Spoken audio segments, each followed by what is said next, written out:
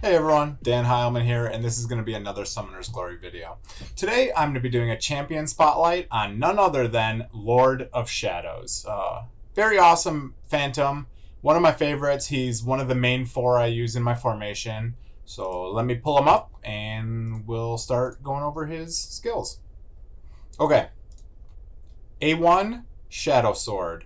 Attacks one enemy, deals 100% magic damage, and reduces their magic defense by 50% for one turn. Skills up to 120% damage. A2, Assault of Shadows. Summons shadows to attack all enemies 4 times in a row, dealing 33% of the user's max HP, with a 30% chance of stunning them for one turn. If this attack kills an enemy, unit will get an additional turn. This books all the way up to 42% damage. This means it'll deal 42% of his HP, his max HP, not 4 times, but over 4 hits. So what this means is it's going to do, literally you take this number HP and you multiply it by 0.42. That gives you how much damage it's going to do. And then if you get a crit, you add in your crit damage. And that's all it scales off of. HP and crit damage. This ability does not scale off magic attack. However, this ability does scale off of Goddess Zoe's passive, which increases all damage, even if it's based on HP. I think it's better to build max HP, because obviously max HP will also make it easier for him to stay alive. So you can build crit damage. It's not quite as effective as building HP though. A3, Audacity. When being attacked, there is a 50% chance of performing a counterattack and dealing 200% magic damage. This scales up all the way to 250% damage. Pretty useful. Half the time he's going to counterattack. And this attack he does, it will scale off magic damage. So it is okay to build magic damage on him. It'll help this counterattack and it'll help his A1 here. His final ability, his A4, another passive, Guardian of the Undead. After attacking, there is a 70% chance to make a random ally immune to death for 3 turns. This goes all the way up to 100%. So this just picks a random person. So every turn he can put it on the same ally. He can put it on different allies. But honestly, immune to death is pretty useful. You know, it saved my life more than once. It's obviously heavily RNG based. So there's that, but it's definitely useful. It's a very nice passive to have, especially when you're doing hard endgame content. You know, sometimes if you get hit, you're not going to survive unless you have this ability on there. So very useful Phantom. He does very strong damage overall. This ability right here can hit extremely hard.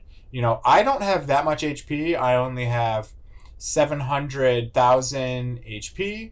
I have seen some people who have close to 2 million HP. So they'll do, you know, 3 times as much damage as I do. Again, I'm only level 140, so I'm Evo 5 here. So there's definitely a lot of room to build. And I don't have a lot of crit damage, and my crit rate is kind of low as well. Let's move over to runes. So I'll show you how I built him. This is a very common way to build him. So we have the 2-piece bonus from this set here, which gives us 15% max HP. And then we have the 2-piece bonus from this set here, which gives us 25% HP. And then this one here will give us increased crit rate by 12%. So I'll go through each rune here and show you how the runes I have here. So the speed rune, my speed rune has some magic attack, it has some defense, a little bit of crit damage, and a little bit of resistance. Not the best rune, it's just one that I got early on and leveled up. Again, you always want to level the speed rune first and then the crit rate rune for basically every Phantom. Effect accuracy, you're going to want effect accuracy on him if you want him to land the stun. There's really no point in running resistance on him, especially because resistance really doesn't even work in the game right now. But again, what you're looking for is you really want HP, you really want crit damage. I don't have any on this one, but I do have a lot of magic attack. These runes are hard to get, you know, these spines runes, they seem to be very rare. So yeah, this is just the best one I have. A little bit of HP, magic attack, magic, and some defense here. Let's move on to the crit rune. So I got crit rate, obviously. You always want crit rate here unless you're very end game and you have a lot of crit rate in substats or extra stats in your runes, or if you're running someone like Mystic and can get away with it. Otherwise, you're going to be running crit rate. So I have some extra crit rate, a little bit of crit damage, some effect accuracy, and some magic attack. So this is a decent rune for him. Doesn't have any HP. I wish it had HP, but can't have everything. Moving on to this rune here. So this one I have a really solid HP roll, 23%. I got some defense and a little bit of speed. My Lord of Shadows is kind of slow now. I redid his runes to make him hit a little bit harder, but unfortunately now he's kind of slow. Let's move on here. HP rune. I haven't found an ideal HP rune for him right now yet. So there's a couple different ones I have.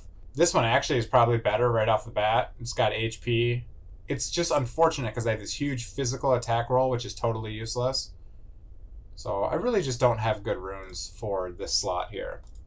But what you're looking for, again, you want HP, you want crit rate, you want crit damage, and you want effect accuracy, and you want speed. So basically everything besides physical attack is what you want on your runes. Let's move on here. So magic attack rune, you do want the magic attack for your base stat because, again, that scales his counter attacks and his A1 attack, which actually do hit pretty hard. So definitely magic attack is useful. This rune has some HP, some crit damage, some effect accuracy, and some defense. So, all right, that's my build on Lord of Shadows. Let's go use them in some content here. So we'll just fight some, and we'll just show you how hard he hits. So I have Zoe in here literally only for the damage boost. Her 25% damage boost absolutely works on Lord of Shadows. I tested it out. He gets all of that damage. So we'll see right here.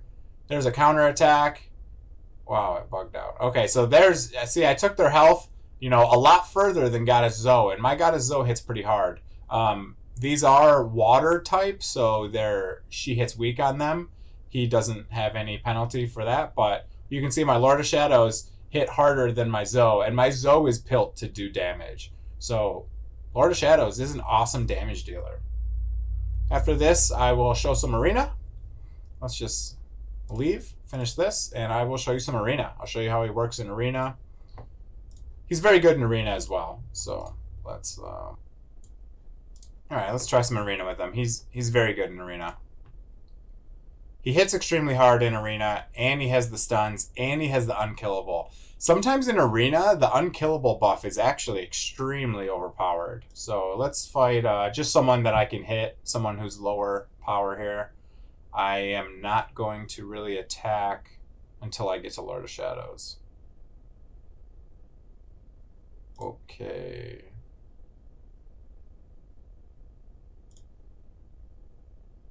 Make sure Sea Conqueror doesn't ruin everything for me. Let me try to do the attack bar absorb and see if I can get a stun on her. No stun. Okay, I'm just going to A1 because I don't want to steal the show with my Goddess Zoe here. I'll just buff. Alright, again, my LOS is, he's slow, so he's going to go last, unfortunately. And I wish I could use my Mars defense because that would make him hit a lot harder. But let's, so here you can see how hard it hits, and we'll see how many we stun if we don't just wipe out the whole team. All right, so look at that. We got 2 stuns off out of 5 targets, but they were dead anyways, so it didn't really matter. That's everything for Lord of Shadows. Hope you enjoyed it. Go down there, smash that like button, subscribe to my channel if you're not already subscribed, and have a great day, everyone. See ya.